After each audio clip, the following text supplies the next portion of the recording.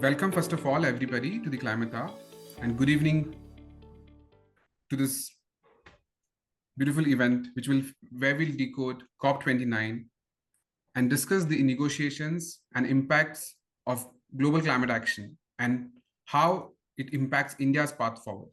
So let's start with why even we need climate action and where did the all climate action start.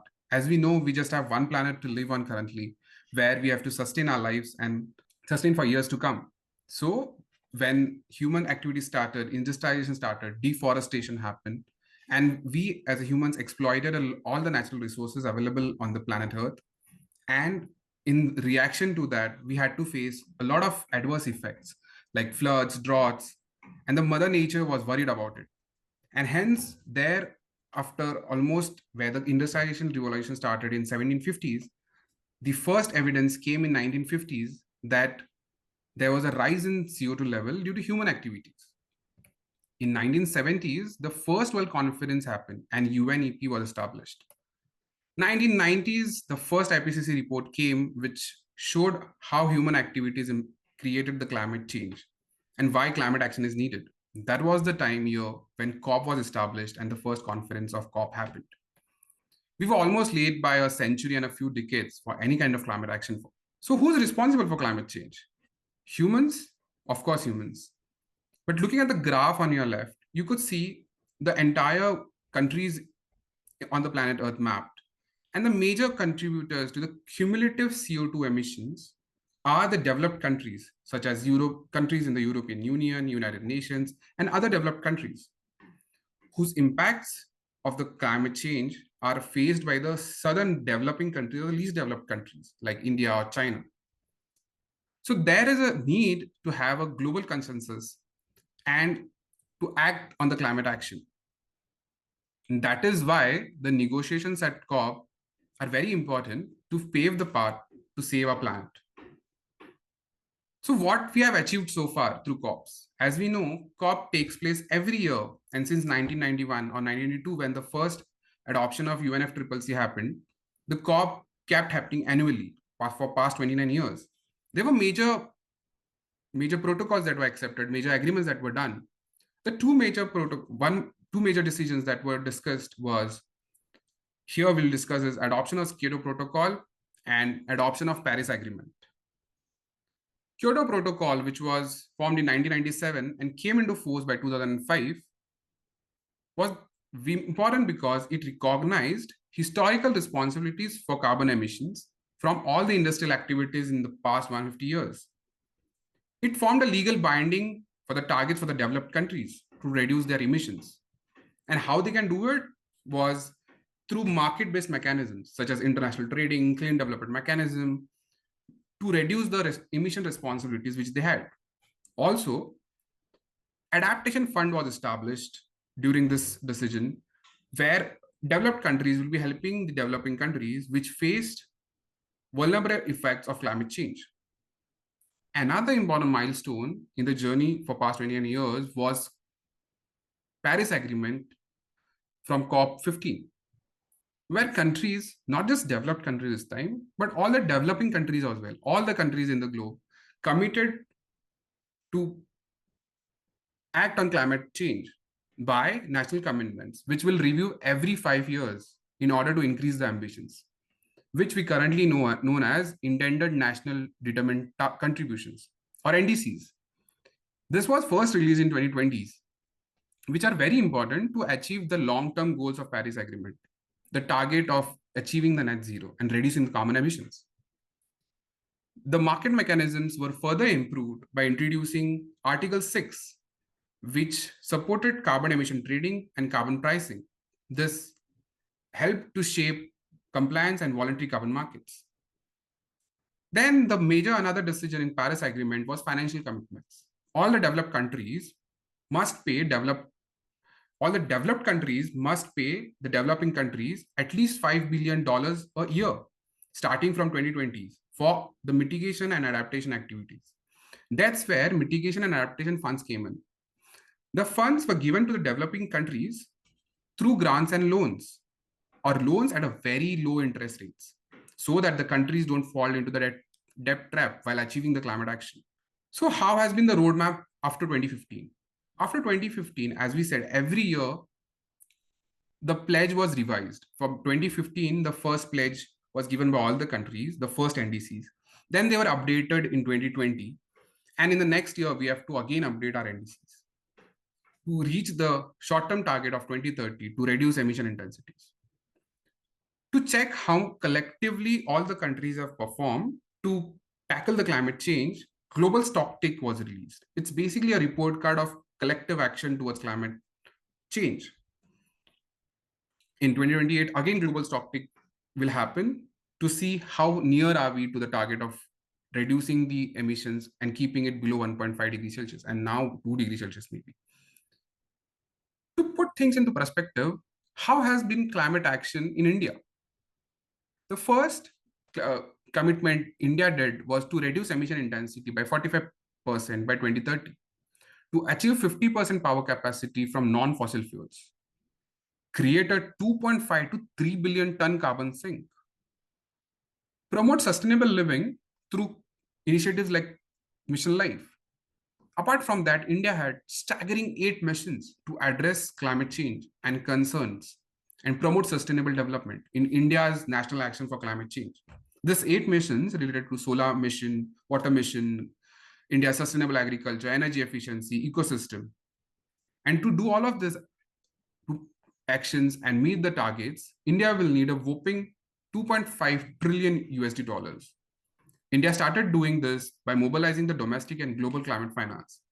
India has also emerged as a supreme leader through G20 presidency and providing a solution to the global problem of climate change.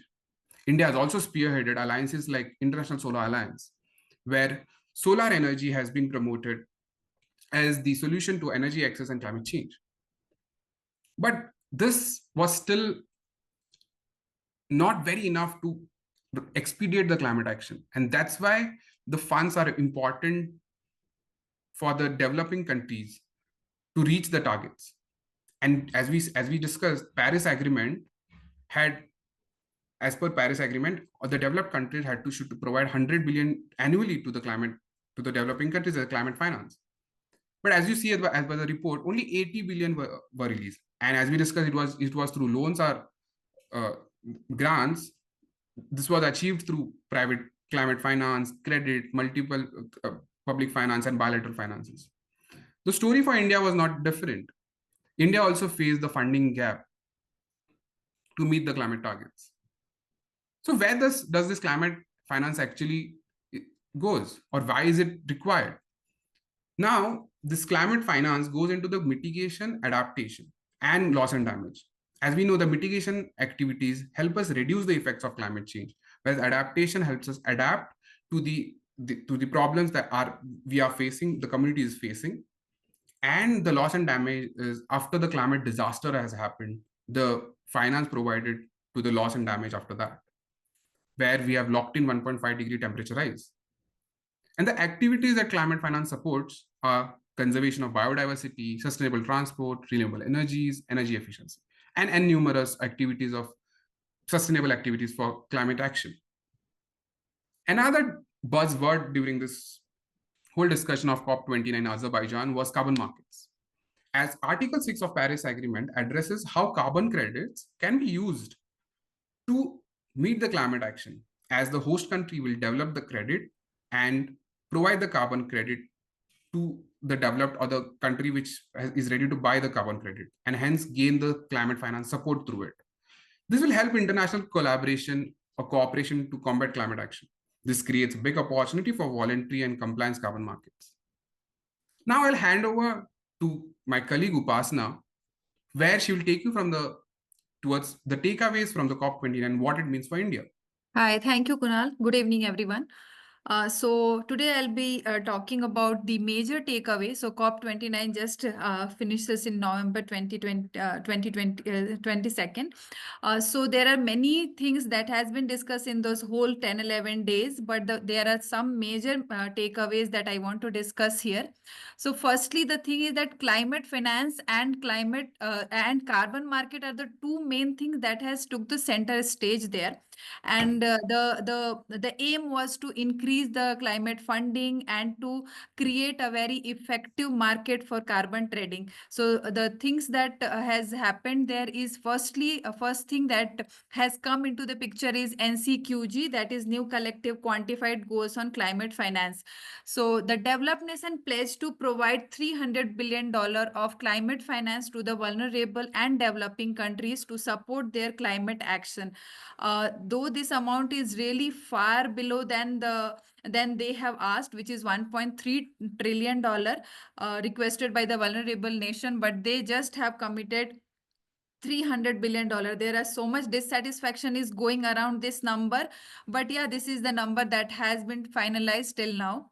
Second thing that has talked about is the carbon market. As Kunal just now talked about, also like carbon market is a thing that has taken years of negotiation, and finally this COP29, there are some rules has been finalized that how this carbon market trading can be done, and also the parties being agreed on the implementation of Article 6.2 and 6.4, and these two articles will help or initiate the carbon trading between the countries. This will make it easy to do the carbon trading between the countries and between the country and the entity, that is UNFCCC. The third point is loss and damage fund. Actually, loss and damage fund is also one of the kind of climate finance that Kunal has already mentioned, but there are nations that are quite vulnerable towards the climate induced disasters like flood, drought, heat waves. So there is a demand of loss and damage fund.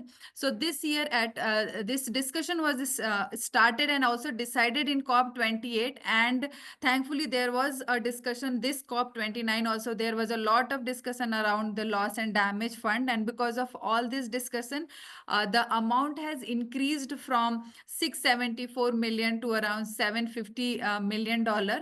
And parties also agree about those fund, like it will be used for the vulnerable nation, how much the because of the climate the damages are happening to the nations. Fourth is the focus on transparency.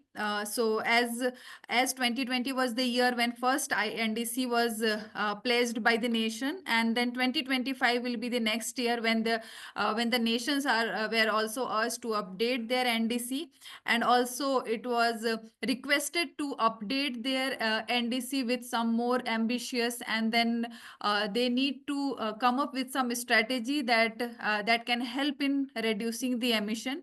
And good thing happened this year is like parties have been agreed, like they will enhance the standard of climate reporting. They will do the continuous reporting, like how and what they are working toward the climate action, how they are managing their fund, where they are doing the spendings. So this is the one thing that I mean, these are the things that has happened at COP. I think these are the major thing and good thing happened at COP. These things has happened, but how these are impacting India, what it means to India. So first thing is the climate finance. So obviously this 300 million billion dollar is much lesser than 1.3 trillion. So our negotiator has completely rejected this fund, and she said it like it's a optical illusion which will fail to address the scale of disasters that we are facing. The kind of damage and the kind of climate action we require, it won't be fulfilled by the 300 billion annually.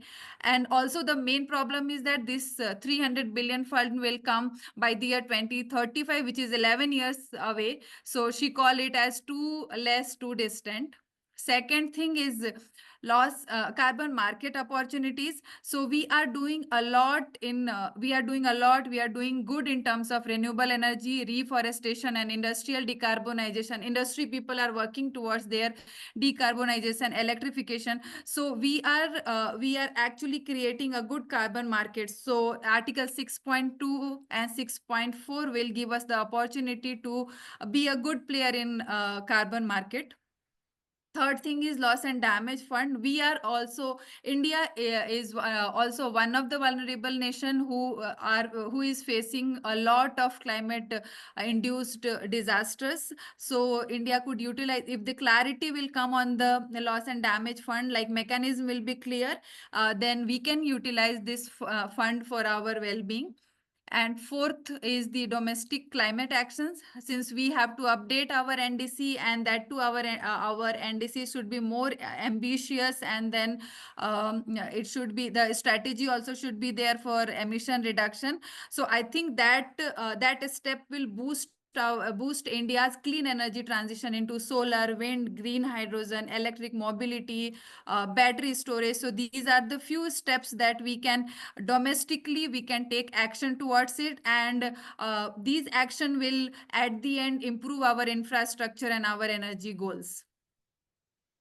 And but these are the things that has happened, but there are few things that didn't move forward actually in COP29. So first thing is the missing momentum on fossil fuel. Fossil fuel is one of the topic that has been talking about from a long time, like every year the COP is happening and every year this topic is coming, but still there is no clear concrete plan, like what is the plan, like are we phasing out the fossil fuel or not, how we are doing the transition. So this thing, the concrete plan has yet not come, and very sadly even this COP it was missing. Second thing is the linking climate and nature. Last year COP29 has happened in Dubai, and it was very much talk about the biodiversity and nature. And actually parties agreed on the point, like the nature and biodiversity is one of the nature based solution, is the thing that can actually very useful in climate action, very useful for in terms of mitigation, adaptation. But this time it was not much talked about. So when COP30 will be happening, this topic need to be a ramp up very, I mean, it need a momentum to take a ramp. And third thing which is missing is the scaling the climate finance. So the amount is clear, they have, the developed nation has pledged for the 300 billion, but how this whole mechanism will work on dispersing the finance, how the countries are going to use, or how it is being distributed, it is yet not finalized. So this is one thing that has not been talked about. Be taken all these points into mind, like what has happened and what didn't move forward. There are key priorities with which we will take move to the COP30. There are priorities which will lead us to COP30, which is happening in Brazil next year. So the topics that can be talked about is at Brazil is firstly the urgency in delivering the finance commitment. There is one fund called double adaptation fund, and one is the $100 billion annual climate finance. They both are ending in 2025. And also countries has to come up with their NDC. So there will be a urgent demand of fund, like how the fund will come accordingly, they will be planning their actions and goal. So there will be urgency of fund next year. Second thing is building on the 300 billion goal. Since we are getting much lesser than almost one third of the amount that we have requested for, but still on that 300 billion dollar only, we need to explore the ways, like how we can build and how we can plan our climate action, and to make it more effective, this amount only to make it more effective, how the countries can collaborate with international financial institution and reform the some finance mechanism. Third is operationalization of loss and damage fund. There is the amount also decided, and it is open to use also, but there is a clear mechanism to support the vulnerable nation is still missing. So maybe next year that can be more clear, and then nation can take the benefit of utilizing the fund. So this is all about COP29, and then how what we are expecting for COP30. This is all about. Now we will move to our next segment, that is the second one. Thank you, everyone. Stay tuned. I'll hand over to Chandra Kiran. He will moderate the session, panel discussion where our in-house experts will be talking about, and they will unfold more on COP29. Thank you. Thank you, Upasna. It was a great presentation from both of you, Kunal and Upasna. I'm sure our audience will be up to date on the main things that happened at COP29. And to elaborate on it a little bit further, now we're going to have a short panel discussion, which I'll be moderating. Now, let me briefly introduce our panelists here. Firstly, we have Dr. Jay Sundi. Welcome to the discussion, sir. Dr. Jay is the executive director here at CSTEP, and he's been successfully leading us for many, many years. And it's a great pleasure to have you here. Welcome to the discussion. And next we have Dr. Indu Murthy, who's the head of the sector Climate, Environment and Sustainability here at CSTEP. Great to have you here again, Dr. Indu. Indu, I mean, of course, you've co-authored IPCC papers, climate is such a big, important part of what we do here at CSTEP. So I'm sure you'll have very useful insights for our audience members. So great to have you here. Welcome to the talk. And next we have Kritika, who's a senior analyst here in the climate mitigation team. And she's our foremost financial expert here in the climate team. And of course, as you are well aware by now, this year's COP29 was, there was a heavy emphasis placed on finance and climate finance. So I'm sure you'll provide very valuable insights for our audience members here. So welcome everyone. Thank you for being here. It's great to have you. And let me just firstly start off with a question to Dr. Jay. Now, Dr. Jay has personally been to Baku this year to attend COP29, which I'm sure our audience would love to hear about your experience there. Can you just tell us a little bit about what goes on in these events, what generally happens, what are the events like, what is the experience of being there? Thanks, Chandrakiran. I think it's wonderful to have this climate hour, and I think we've been doing this for a few years, and I'm really happy that we are able to distill what happened at COP and what do we learn from COP. So let me start with a first caveat. Despite me being at CSTEP for so many years, this was my first COP. And it's kind of surprising that, that I never really bothered to go to COP because I always felt it was not for organizations like ours. So just to give you a sense of what happens at COP, one is, of course, there is the notion of what is called the party. And parties are typically entities from the various countries. So if from India, it would be the Ministry of Environment, Forest, Climate Change, and there would be representatives from there. Maybe they would take along with them some other people from other ministries. But by and large, those people are called the party.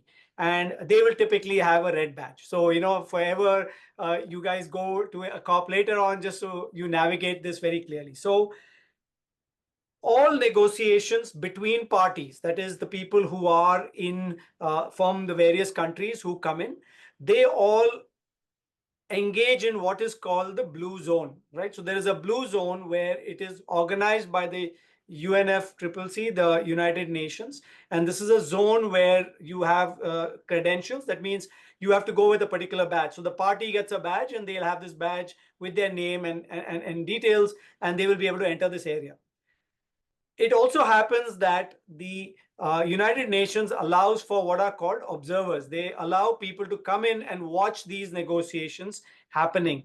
And those people are called observers. And that is an organization like CSTEP. And there are many other organizations around the world that are given what are called observer badges. So we then get this observer badge and we take it with us, and we are allowed into what is called the blue zone. So now you'll see the party is there, and then we've got observers.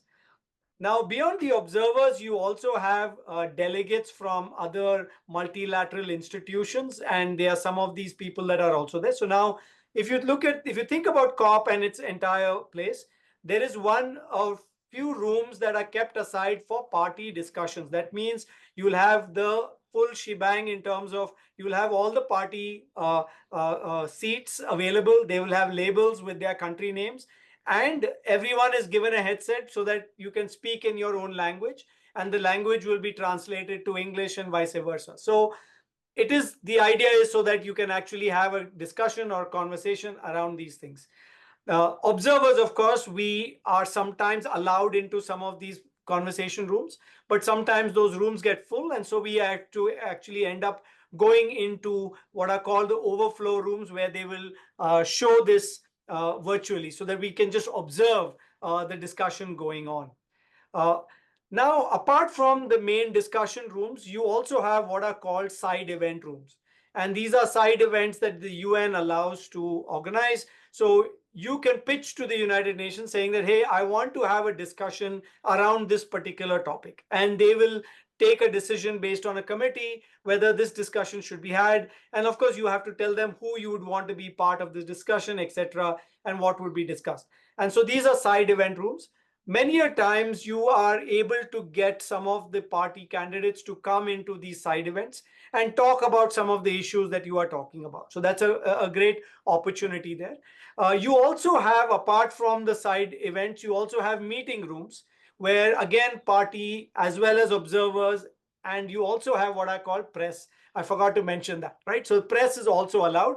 But then there are some negotiations where actually press is not allowed, but observers are allowed. So you have the party and the observers without the press. So, it is like a massive symposium with different regions, different people allowed to various parts. The last part I will talk about is, apart from the meeting rooms, the side event rooms, you also have what are called the pavilions. Now, pavilions are places where either countries or multilateral organizations or organizations with credentials, even CSTEP, could host a pavilion. Like, we could take a little bit of space. Of course, you have to pay for it. You take a little space and then you can organize events around in that place. Different countries come in there with the idea of doing different types of things. Usually they have some message to put across, and I will talk about some of those things later. But by and large, you have many countries from especially the developing world that will be there to showcase how investments could be channeled to their country and sort of encourage people to come to their country to invest in various green technologies or renewable energies. You also have organizations like, let's say, the International Solar Alliance, or you have the World Wildlife Fund, or these various multilateral organizations that also host pavilions. And again, the purpose of the pavilion is you have a space for people to either discuss or have some sort of event around that. And you have presentations and you have a schedule in the entire 14 days. These are what we call pavilion events or side events. So while the negotiations are going on in the main meeting rooms, you have events going on here. So in one of the cases, I remember going to the Australian pavilion and seeing the former Prime Minister there, who was talking about what he saw in these cases. The British, or some of these, most of the developed world, they try to get some of their officials to come in and talk about some of the big issues that they would like to talk about in these pavilions. So you get to rub shoulders, you get to ask questions, you get to be part of those negotiations, and it is quite exciting for a first timer, if I may say so. Not to mention, the fun side of it is that many of these pavilions also have free coffee, either from their own places, or they have free drinks from their own places. And that is also part and parcel of human beings getting together and doing that. So I think by and large, as you will see, there are also people are showcasing various things. So you have other types of showcases where different organizations have small booths, and then they try to explain what is it that they're doing. Now, so apart from observers, you also have people who are from activist organizations. So we are a think tank, of course, but then you also have activist organizations that will come, and many of them will try to demonstrate in front of various parties or various entities on issues related to climate change, and it makes it for a fairly festive atmosphere. I will end by saying that apart from the blue zone, you also have what is called as the green zone. And the green zone is typically the space that is hosted by the host country. So in this case, it was Azerbaijan. So they hosted the green zone, where companies and various other entities, again, similar to the pavilion, also have pavilions here. There are a lot more discussions here, but the purpose of the green zone is so that the public are not allowed in the blue zone because they're not credentialed, but the public can buy tickets to the green zone and they can go there and attend some of these events, get to understand what's going on, understand what are the aspects. And in some cases, I actually bumped into some locals who came in trying to understand what are the business opportunities available as we get into a new era, right? I mean, you're talking about Azerbaijan, where they sell a lot of oil and natural gas. Obviously, they're also starting to look at newer technologies or newer ways in which they would have to make the transition. And so you had this zone. My overall impression was that, at least at this COP, was that it was very well organized.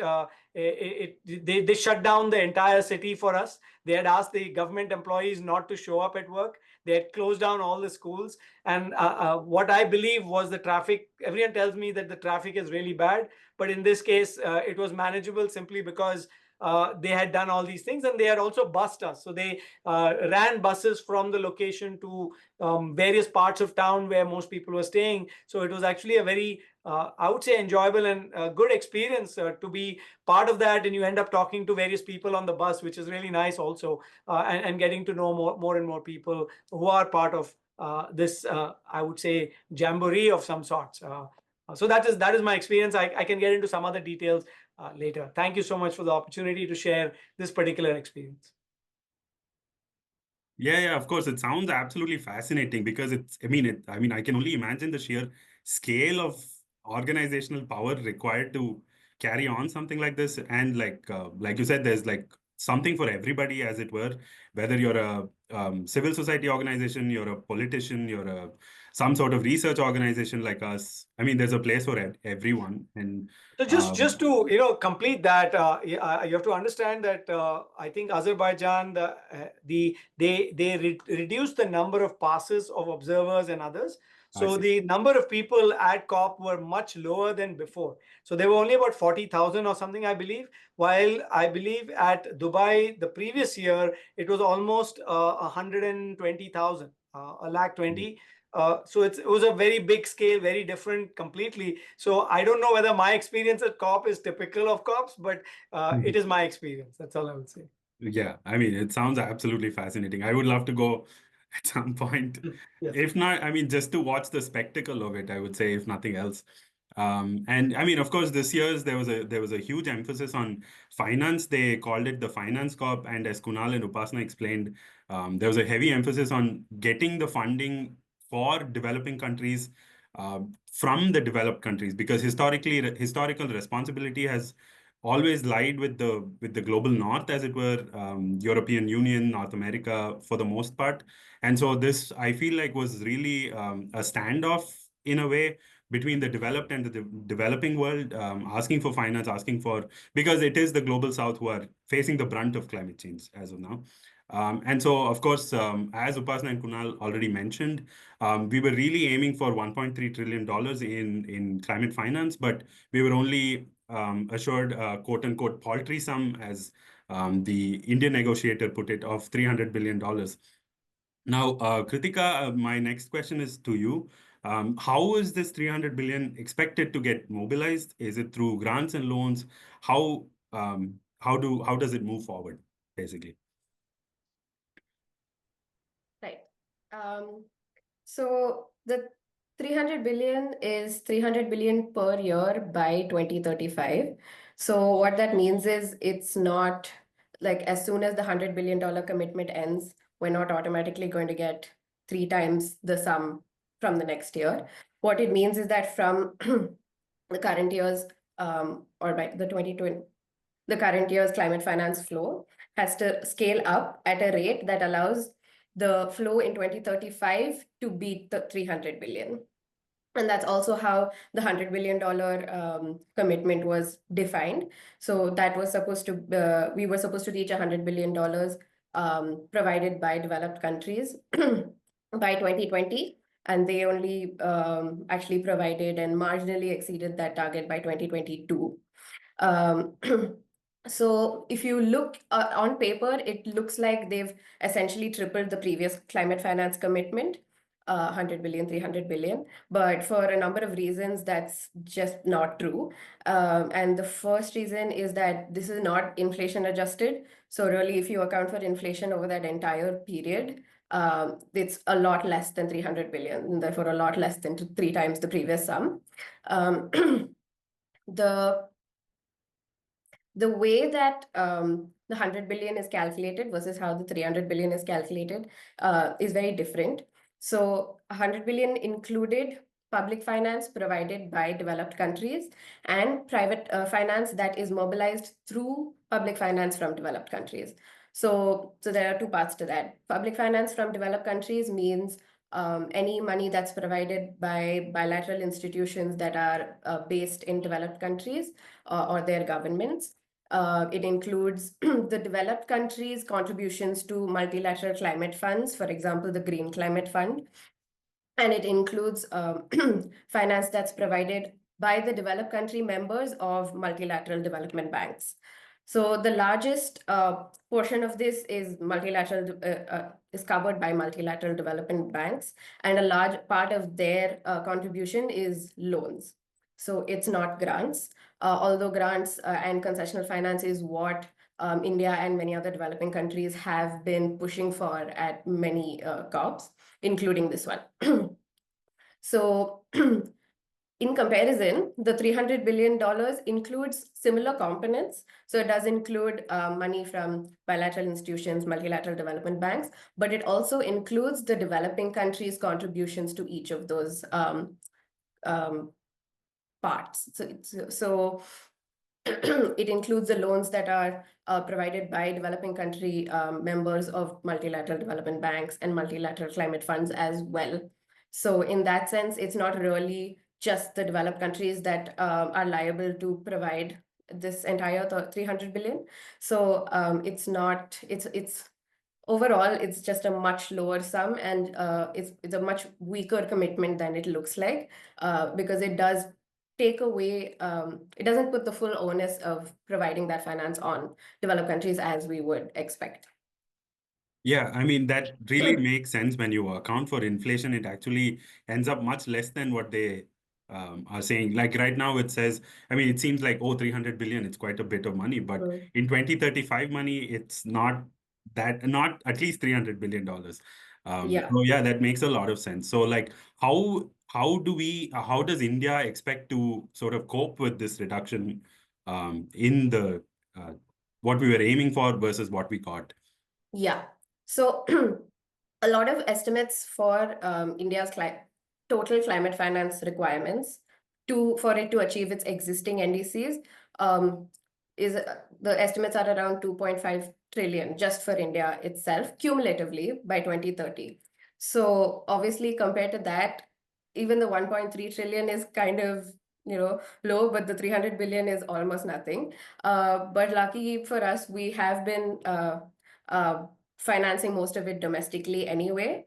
And we do continue to put in place policies that will help us mobilize the finance domestically. For example, a couple of years ago, they had announced sovereign green funds, which are government backed, so that makes them less risky. And they specifically the money generated from those bonds is set aside only for climate mitigation projects. Another thing that is in the works is a domestic carbon market for India. So that should help mobilize more investment in newer climate technology and so on, and just more mitigation action domestically without really relying completely on international financial support. Yeah. Okay. I mean, yeah, that makes a lot of sense. I mean, we have to sort of rely only on ourselves to achieve our goals. And I mean, in general, that's a good idea to go by as well. And this year, particularly, we also heard about this term loss and damage. I mean, we've been hearing it consistently for the last few years, I'd say. But loss and damage funding, Dr. Indu, can you please elaborate a little bit and explain a little bit about what loss and damage funding means? This year, I know Kunal and Upasna explained that we got about $750 million. Is it part of this NCQG, Net Certified Quantified Goals? or is it going to be a separate thing? And what is it meant for? Can you just provide some insights into this, please? Sure, Chandrakiran. Thank you for having me here. And the L&D fund, as it's popularly called, or the loss and damage fund, it's basically a dedicated financial mechanism, which is specifically designed. It was designed and it is aimed at addressing the costs of climate change, which means, the kind of impacts that that countries like India and many other least developed countries incur because of some extreme climate events, right? So increasing cyclones, flooding, drought, and sea level rise leading to inundation and so on and so forth. Now, these extreme weather events lead to a lot of losses and damages. Now, this particular fund was aimed at particularly addressing that. Now, interestingly, you also have this, the mouthful that we have, which is the new collective quantified goal. Uh, the the term is quite mouthful, but the money isn't so much out there if you look at it. So this is a broader climate finance target. So basically, you could think of L&D fund being kind of a subset of it. But at the same time, the NCQG is a broader finance target, which is encompassing all aspects of climate action, not just adaptation or loss and damage, but also climate mitigation. So during the presentation, and also I think Jay or Kritika also mentioned about this, when you're looking at the NDC or the nationally determined contributions, ramping up or ratcheting the ambition. Basically, how do you increase your ambition? Yes, countries want to increase ambition, but it costs, right? There's technological costs. There's a whole lot of costs that countries incur. So the NCQG kind of is it's a blanket kind of a finance, which is supposed to mobilize climate action and finance climate action. So you could think of this entire loss and damage to be a smaller subset of it, but at the same time, the L&D is specifically targeted. The L&D fund is targeted only for compensating losses and damages because of the historical responsibility that was alluded to right in the beginning also, as we were discussing. And so that's where we are. Now, interestingly, like I mentioned, there is the Paris Agreement, there is the NCQG, which is insufficient, and so on and so forth. And also, Kritika mentioned about the ask for a country like just India. Now, some estimates, some analysis that has been done by groups which have looked at the NDC ask for just developing countries amounts to about 5 to 6.8 trillion by 2030. As against that, we have such a small kitty out there. And if you kind of even look at the estimates for annual cost of damages, the range is anywhere between 100 billion to 580 billion that we are looking at. So given the kind of ask, it's a humongous amount that needs to be mobilized. And there are also studies which have come out, off late, we see more and more of these coming out, which say that climate damage could cost the global economy about 19 trillion, and about, I think it's about 59 trillion per year by 2049. It's not very far. We're just looking at it. I mean, it's staring at us. So therefore, if you're looking at even that 750 million, it's definitely not enough. It's just peanuts. It can cover only about 0.2% of what is needed. So which is where, all this hue and cry and discontent emerges from with respect to the ask, and also because of the promises being promises and actually the money not being mobilized as per the promises. So that's where we are, and that's why countries, particularly the least developed countries, the LDCs, the small island countries, and developing countries, India being like the voice of the developing countries, have been kind of, pretty vocal about that amount being a very small sum and not enough to address the problem. Yeah, I mean, that totally makes sense. When the NCQG, we were aiming for 1.3 trillion, but we got 300 billion. And even that was touted as a quote unquote paltry sum, whereas what the sheer astronomical figures that you're giving us versus where we stand at 750 million, it seems less than paltry. It seems like almost nothing. And like you said, when we're tackling climate change, when we're dealing with climate issues, compensating the damage that we've already made is a significant chunk of it, and that needs its own significance as well, I would say. So, and you also mentioned that we have to deal with it with new technologies and like new implementations and things like that. And I would say 2024 has been the year of AI, and there's been several new technologies there. Dr. Asundi, can you tell us about any new technologies that were showcased at COP this year? How we can, especially new and emerging technologies, we really see it as an opportunity at India. In India, is there anything we can get in on early and start implementing these really new radical ideas, as it were? Yeah, so it was interesting. In terms of new technologies, I don't know if I could call them new because many of these things I have seen before.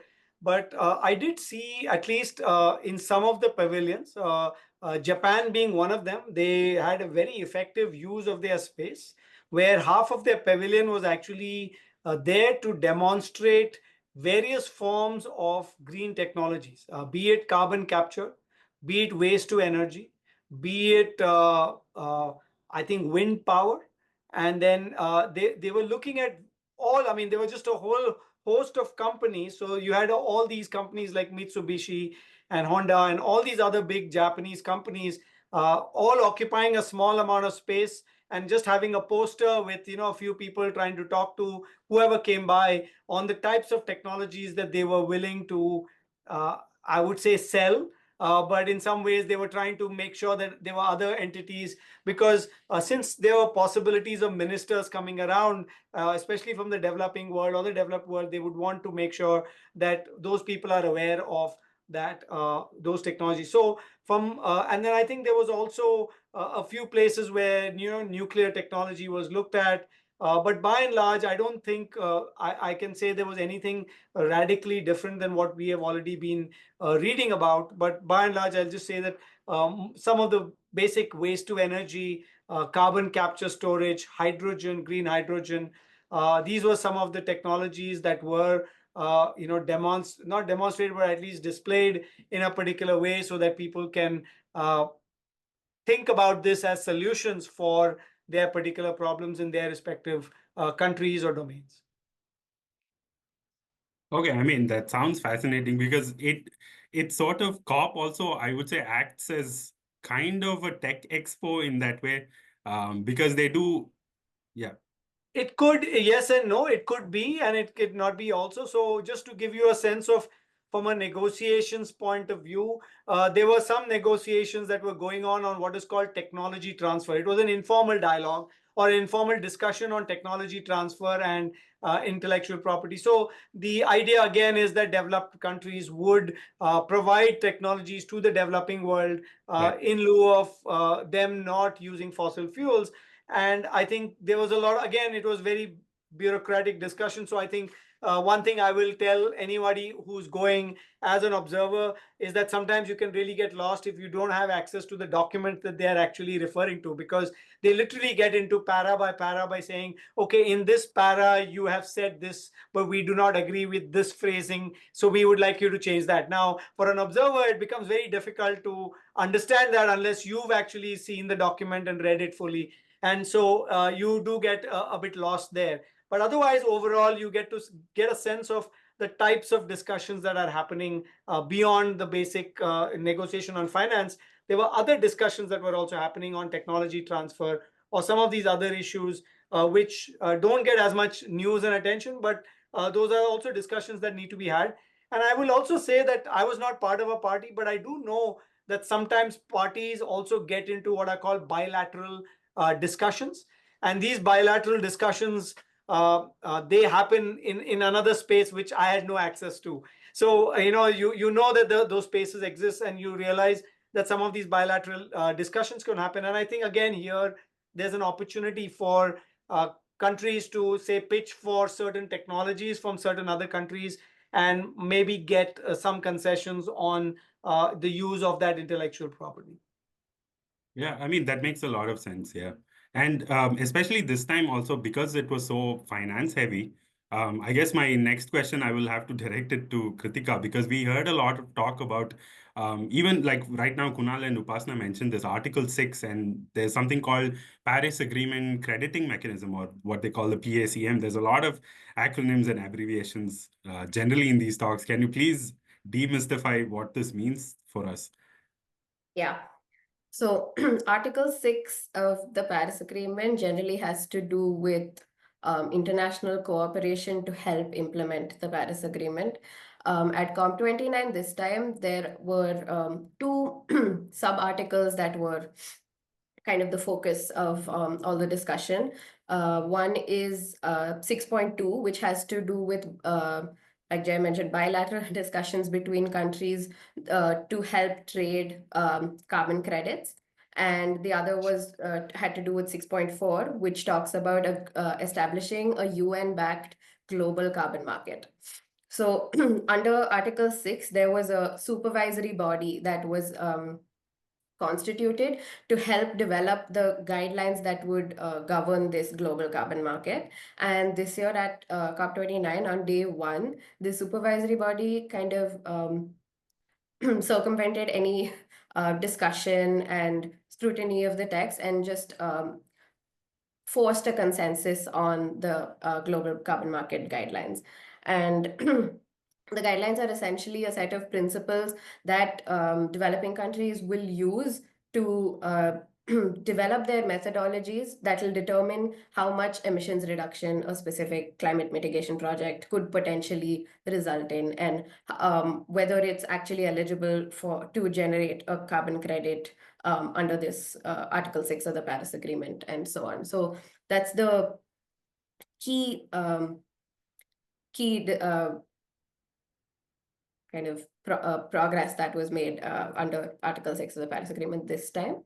There has been a lot of criticism about different parts of it, how it was pushed through, and also the fact that it is currently liable to the same faults that drove the clean development mechanism under the Kyoto Protocol to failure. So there are many kind of the nitty-gritties of the methodologies that would be used to calculate emissions reduction. That's all that still has to be clarified.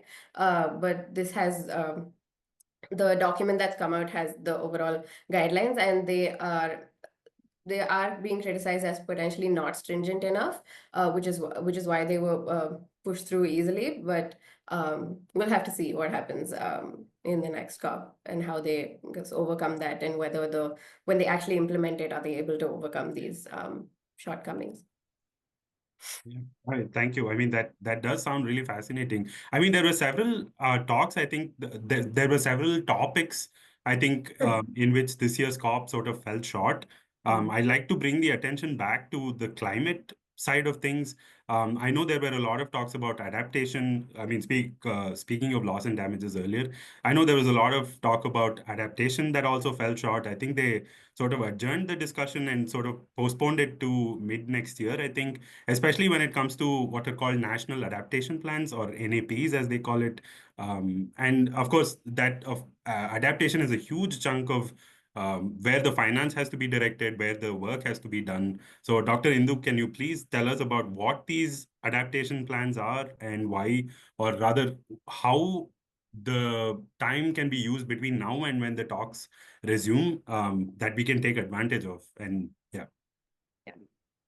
So just to kind of define what a national adaptation plan is, as it reads, it's basically a country-driven process. So every country will have to kind of take up this work, and it would involve data analysis, stakeholder engagement, identifying priority adaptation actions that are to be taken up. So the way the NAPs, as they are called, or the NAPs, or the National Adaptation Plans are, is that they're seen as enablers for countries to identify their basically medium and long-term needs to adapt to climate change. So that's in a nutshell about what the NAP is about. And it also kind of looks at how do you build and enact programs to address them. Now, the crucial thing to be noted here is that the NAP is basically a strategic document, like I said. So the country develops it to identify and address its vulnerabilities to climate change. Now, when it does that, it also tries to look at ways in which it can integrate it into existing policies and developmental plans. Now, for a country like India, which is developing, although the NAP is a UNFCCC requirement to be submitted to the United Nations, but that said, we all know that a few years back, India already put out a document called the Long-Term Low Emission Development Strategies document, right? The LTLEDS as it's called. Now there, India already started talking about how does it integrate climate measures into developmental action. Of course, the contours of exactly in which sectors what would be done was not defined. It's evolving. I do know for a fact that there is work going on in defining those contours. Now, that apart, of course, there's a lot of mitigation focus in that particular document. Whereas the National Adaptation Plan would be focused on specifically looking at actions to buffer losses to help build resilience of ecosystems, communities as well. Now, if we kind of think back, India actually kind of took this initiative many years back when it put out its National Action Plan on Climate Change, the NAPCC as it was called. And then subsequently, states were also asked to develop their state action plans on climate change. Now, the first document came into being around 2014-15. Now, a lot of the states have revised it starting from 2021. And even now, there are a few states which are revising these state action plans to basically outline, how do they kind of do these various missions? What is the focus area? What potentially needs to be done to actually kind of tailor that? Now, like you rightly said, the talks did end abruptly. But of course, the parties did decide that they will continue them in mid-2025. So this is what is called as, the road to Belém, as they call it. So they're trying to see, what exactly they need to be doing and how do they mobilize action in that particular thing. Now, the National Adaptation Plan in India, if the question is, are we actually doing it, then my answer is yes, India is doing it. In fact, at CSTEP, we ourselves are involved in, we are leading the work in development of this National Adaptation Plan for two sectors, the ecosystem and biodiversity and the forest sectors. So this is what the thinking is. And this basically is going to be the basis, fundamental basis for looking at adaptation finance also. It would tell where are the vulnerabilities, what needs to be done, and then how much would be required potentially. So probably that would help in negotiations in the coming COP potentially. Okay, yeah. I mean, that sounds really fascinating. I mean, I think people generally do tend to skip over, well, that may not be the right term, but less emphasis is placed on adaptation measures because it's also such a significant chunk of climate action. Whereas people look at, new technologies, solar, wind, how to mitigate emissions that we are causing right now. But I would say less emphasis is placed on how do we deal with the damage that we've already caused, which is what adaptation is all about. So thank you for giving that insight. It was really fascinating. And I would hate to throw one more acronym at you guys again, but c'est la vie. We heard another term called CBAM, so Carbon Border Adjustment Mechanism. This is more, I believe, related to the financial part of COP.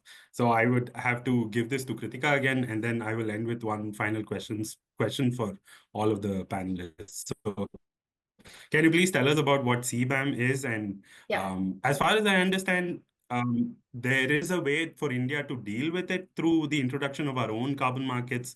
So can you just explain a little bit about this, please? Yeah. So the CBAM, like you said, is the Carbon Border Adjustment Mechanism. It's basically a unilateral measure that's being implemented by the European Union. So the EU has generally been a leader in climate action, most importantly in reference to carbon pricing policies.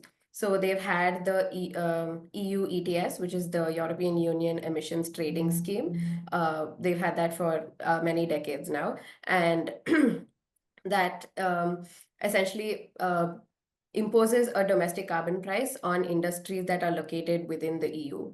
So a lot of the EU's trading partners, though, don't really have a domestic carbon price or don't have as environmental policies that are as stringent as the EU. And so what the EU claims is that because their environmental policies are much more stringent than their trading partners, industries that were located in the EU just prefer to shift their operations to countries or regions with more lax environmental policies so that they can avoid paying the carbon price. So the CBAM essentially imposes a carbon price on countries and or industries that export to the EU. So in India, it's expected to be around 40 euros per ton. And India, like you said, can potentially circumvent it by introducing our own domestic carbon market, as long as it's the same stringency. So there are, until now, there are many emissions trading schemes across the world, but only 2 or 3 countries, including Sweden, are actually exempt from the CBAM because their policies are supposedly as stringent as the EU's.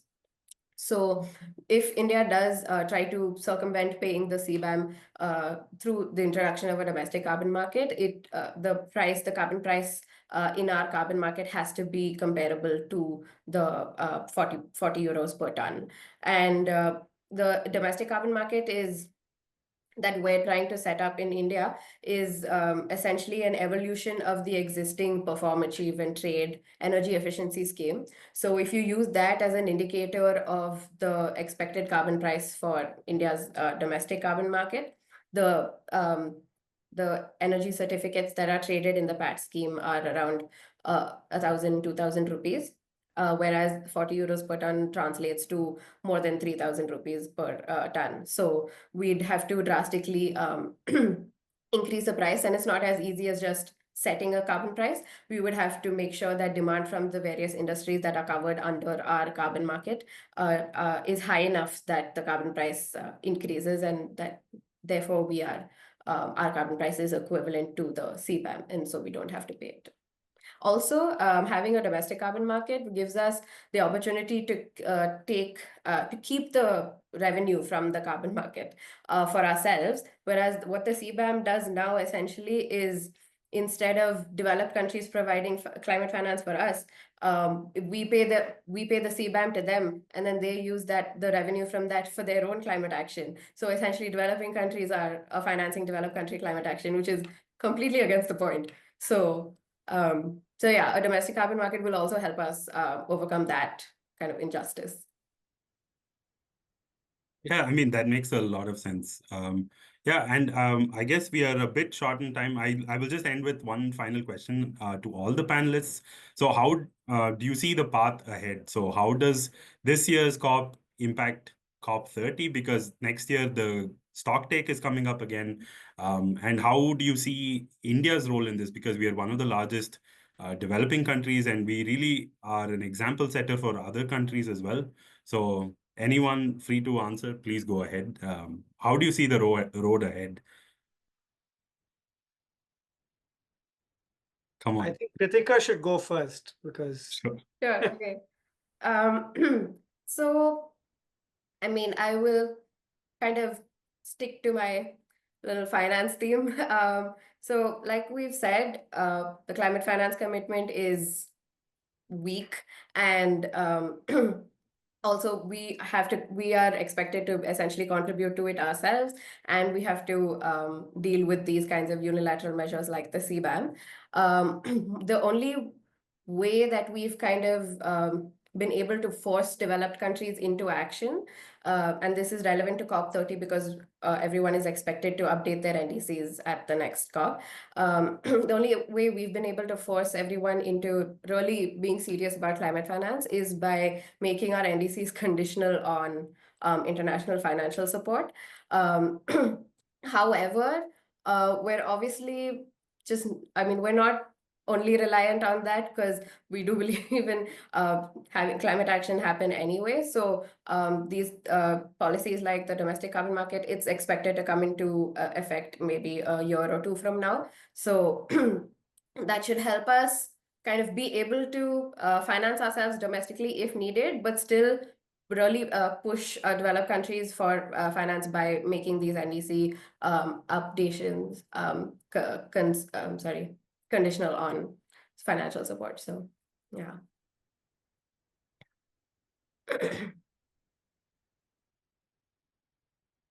Indu, you can go ahead. Sure. I mean, to me, I think it's going to be as bumpy as ever. I'm not expecting miracles moving from this COP to the next COP. And particularly with respect to adaptation, I mean, bringing it right and centered to the conversation is going to be an uphill task, because, you know, even if you think of the journey, if I remember right, I think 2003 in Bali was when the talk around loss and damage started. And then for it to be converted into the Warsaw loss and damage mechanism, I think it happened in 2013. Then it found its way into the Paris Agreement in 2015. And it's only in the loss damage fund came into existence. Now, so it's, I mean, it all sounds like, you know, okay, why isn't enough being happening there? But I think there is a value in countries getting together to discuss these. There are common agendas that are set. There are bilateral, you know, tech transfer and other things which probably may not happen otherwise. So I think I don't expect miracles, but at the same time, I think there's value in pushing the agenda. And India has been kind of is emerging as voice of the developing countries more and more so in the coming years. So I guess, and it's also been pushing for the life campaign that it's been talking about, where we are talking about the behavioral change. It's also emphasizing values of conservation, moderation, so on and so forth, which is at the crux of the entire problem at the end of the day. So I guess, you know, although after every COP, we always come back and say, you know, it was a failure, but there were some hits, but right. So hits and misses are part of this COP game, so to say. So I would kind of say India, obviously, I think there's more data backing that's required, evidence that would be required to kind of argue for, you know, what is the loss and what are we losing without adaptation versus with adaptation, which is crucial.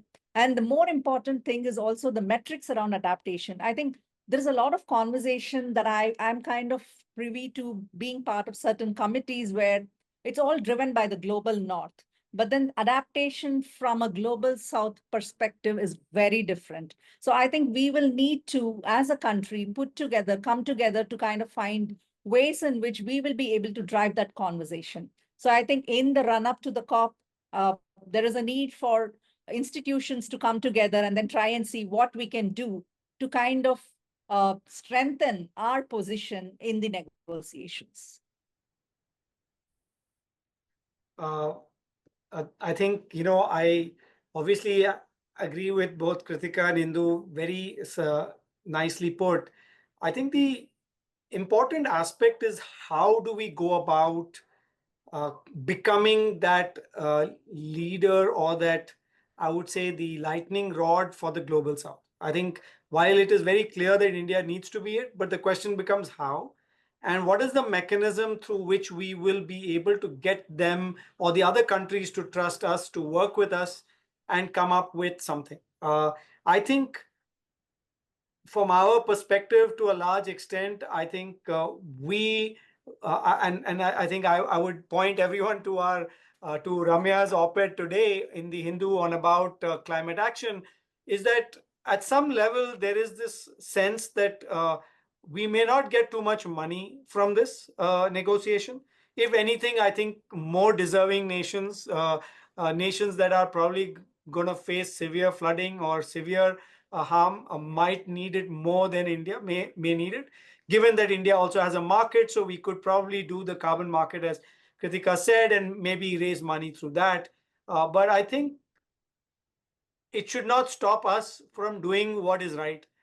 And I think that could be the position of strength that we could take to the negotiating table, saying that despite no support from you, we have been able to do this, but you need to still live up to your commitments of funding other developing countries. And I think that's where India could play a role in showing the way through the LIFE mission, as Indu pointed out rightly, is that I think that will be an important aspect to make sure that you have more nations moving from developing to developed, and doing it in a manner that is unique to their own circumstance. I don't think a developed country in Africa will look the same as a developed country in Europe. And same goes with Asia. I think we need to have our own sense of what development means and how do we think about that. And I think that is an important dialogue that needs to be had, and we should take that as a way forward. Yeah, that's very well put, Dr. Asundi. I think that covers basically what all of you guys have been saying for the last hour as well. So I would really thank all the panelists here today. Thank you for providing your insights. It was a very productive conversation. I'm sure the audience would have learned a lot from you, and thank you for taking the time and the effort to be here and give your thoughts. And so, yeah, I'll just take a few questions from the audience. Yeah, you should do that. Yeah. So firstly, I mean, I just wanted to thank all of you for the discussion before I take the question from the audience. So I'll have the first question is from Sharat Rao. I guess I will, this is more related to finance, so I would direct this to Kritika, I would suppose. So in this NCQG, is there a fixed ratios between what comes as loans versus what comes as grants, or is it all still quite flexible? Yeah, no, it's all flexible. And in fact, I kind of have a feeling that the fact that the carbon market guidelines have been pushed through would also encourage developed countries to say, to count those investments as towards their climate finance commitment. So that is a danger that I see happening. I see. And yeah, but otherwise, like I said, the largest chunk is from multilateral development banks, and that is all loans, despite pushback from developing countries. And since private finance is also included, pretty much any investment towards climate in any kind of climate mitigation project counts, especially now that developing countries are also part of the funders in a sense. So. Right. And also, I guess a supplement to that question is that are there country-wise shares to this NCQG? No. Or is it again all flexible? Yeah, everything's flexible, especially so, like I said, the 100 billion and 300 billion are calculated differently. So Right. 300 billion includes contributions from everyone, including developing countries.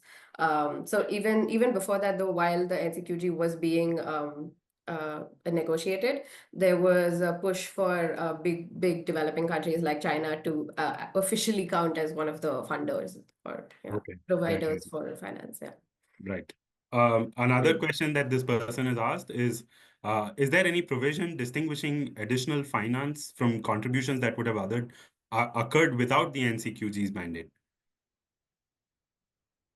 I'm going to No, say there's no that- provision there. I Yeah. don't think so. In fact, I would posit that they will try their very best to add everything on to the NCQG. So in fact, that's the reply that you got from Kritika earlier, is, very subtly put, but I think in very blatant terms, they're going to start counting anything and everything towards that particular number.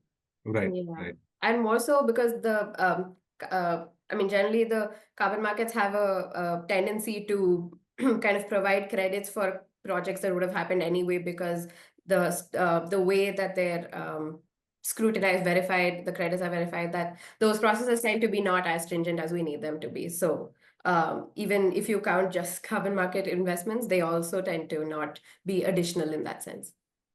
Okay. I guess there are two more questions for you. I'll club them together. One person asks, this Sharat Rao person asked that, can you share some key highlights from the finalized rules that were agreed upon with regards to carbon trading? And then Sahil also asked, could you please just explain the 100 billion to 300 billion caveat that you mentioned? So the ramp up, as it were. Yeah, so I mean, some of the key carbon market guidelines that I can remember off the top of my head are kind kind of honestly a little generic. So, for example, that they have to align with the country's given NDCs or their LTLEDs, like Indu mentioned. And the point that the previous question brought up about additionality, that the text says that additionality should be ensured. So we have to make sure that the projects, like the credit generation through mitigation projects, is justified, which means that we have to prove that it wouldn't have occurred without the global carbon market in place, which is kind of difficult though, because how do you really do that? But that's really for developing countries who are attracting these investments to decide, and for the UN to kind of verify that. So. Right, right. To Dr. Jay and Dr. How do the mitigation and adaptation funds are segregated and discussed at COPs? Are there synergies between the two finances?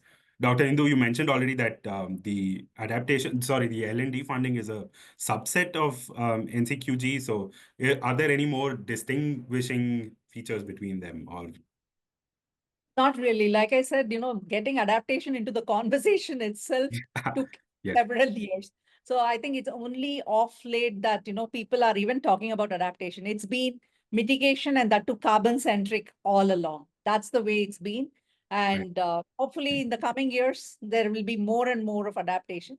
Adaptation has always been seen as a domestic problem, which countries will have to address. Right, right. Yeah, in fact, I will go a step further than Indu and say that there's always been resistance to actually think about adaptation, rather than actually say that, okay, we will. Now they're saying, okay, we will consider this. But then what will happen is that you will realize that for adaptation, no one is going to take a loan for adaptation. How are you going to take a loan, and where is that return on that investment going to come from to service that loan? So I don't think that is ever going to happen. So as a result, adaptation would necessarily mean grants, which is why I think they are going to be saying, no, we don't want to do adaptation, because then it would mean grants, and that's something that they don't want to do. So I think it's a bit of that going on there, and hopefully we'll be able to push that through, which is why I think collective action is needed by most developing countries on this particular issue. Right. Yeah, that makes sense. And one final question to the entire panel. Sahil asks, most Western countries are going through their own domestic crises, in parentheses, economic. Is that a reason given by them for not willing to hit the 1.3 trillion goal? So let's look at it from a fairly straightforward political process in the US. Monies are only given by Congress, which means that now if the president says, yes, I will commit to something, he or she will have to go back to Congress and say, okay, I want so much money for this. And congressmen are going to say, why are we spending money somewhere else? So irrespective of whether they're going through an economic crisis or not, right? So understand that also. It's nothing to do with economic crisis. It's just that the nature of way things are. Now, there'll be some discretionary spending, some discretionary money that could come. And then you could have some sovereign funds that could show up. But it's a very tough situation and a tough goal. While they have committed, yes, we will provide monies for this, I don't see where the monies are going to come from, and I think which is why they're struggling to even get to the 100 million target, let alone the 300 million. Billion. Yeah, I mean, yeah, that makes sense. One final question, I suppose. I want to know if there's a linkage discussion between climate change and air pollution point of view. How does this $300 billion finance support or any other pitch supports reducing air pollution? So I think it will mostly come under the mitigation activities. I think it won't be specifically for air pollution per se, but it'll be towards, let's say you want to do electric buses, or you want to do electrification of freight, or you want to do something of that sort. And then that electrification is one of the places where it's coming from. So I think that might be the way it would play out. But I don't think there's anything specific saying that, okay, this is going to address air pollution, because air pollution, apart from black carbon, which does affect climate and issues, I don't see too much of that being the nature of discussion there. Yeah. Okay. Yeah, that makes sense. And I think those are all of the questions. So yeah, thank you once again, everyone, for being here. Thank you to the panelists for sharing your thoughts.